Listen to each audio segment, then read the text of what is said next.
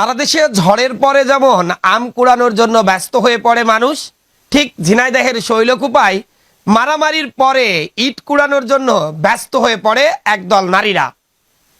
মূলত এই ইটগুলো তারা ভালো কাজের জন্য কিন্তু গোছায় না, পুনরায় আবার মারামারি করতে হবে, সেই জন্য এই ইটগুলো কুড়িয়ে তারা ব্যাগে বা নির্দিষ্ট একটি স্থানে গুছিয়ে রাখে। সাম্প্রতিক এমনই একটি দৃশ্য ধরা পড়েছে ঝিনাইদহের শৈলকুপা উপজেলা ডয়রা গ্রামে। জানেন, গতকাল ডয়রা গ্রামে ঘণ্টাব্যাপী এক রক্তক্ষয়ী সংঘর্ষ হয়। এতে উভয় পক্ষের অর্ধশতেরও অধিক মানুষ হতাহত হয়েছে। আমরা মারামারি শেষ হওয়ার কয়েক মিনিট পরেই ঘটনাস্থলে উপস্থিত হই। সেখানে গিয়ে দেখি ইট খুঁড়তে ব্যস্ত স্থানীয় নারীরা। প্রশ্ন করেছিলাম, কেন আপনারা ইট খুঁড়ছেন? কেউ কথা বলেছিল, কেউ বলেনি। অনেকেই বলেছিল আবারও মারামারি হতে পারে, এই জন্য তারা ইট গুছিয়ে রাখছে।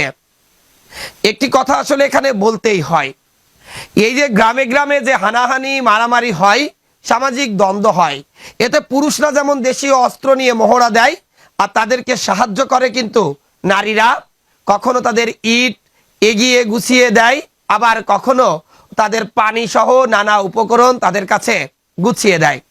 কিন্তু দুঃখের বিষয় হলেও সত্য যে সব ঘটনায় শুধুমাত্র পুরুষরাই আসামি হয় বা হতাহত হয়, আর নারীরা তাদের সহযোগিতা করেও এ যাত্রায় কোনো আসামিও হয় না বা হতাহতের পরিমাণও একেবারেই কম হয়।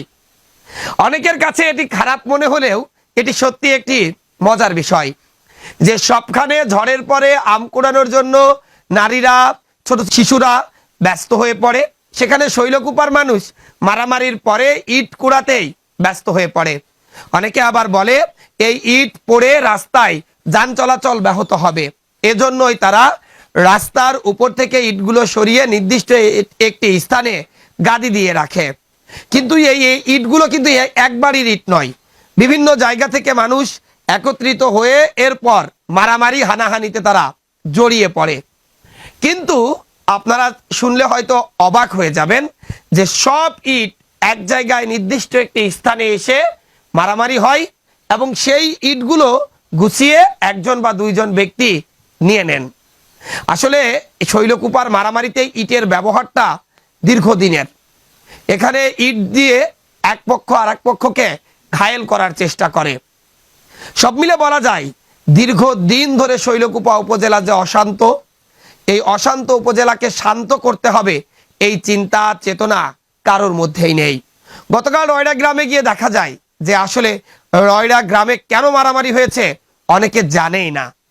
এখানে একসময় আওয়ামী লীগের দুটো পক্ষ থাকলে এখন কিন্তু সবাই বিএনপি। তাহলে এতদিন যারা ইচ্ছামতো দল পরিবর্তন করে আওয়ামী লীগ সরকারের আমলে সকল ধরনের সুযোগ সুবিধা নিয়েছে, তারাই আবার এখন বিএনপি সেজেছে। তাহলে স্থানীয় বিএনপির নেতাকর্মীরা কেন তাদের আশ্রয় প্রশ্রয় দিচ্ছে? নাকি এখানেও তাদের কোনো স্বার্থ আছে? সেটি কিন্তু এখন খতিয়ে দেখার বিষয়। Desk report, eagle TV news.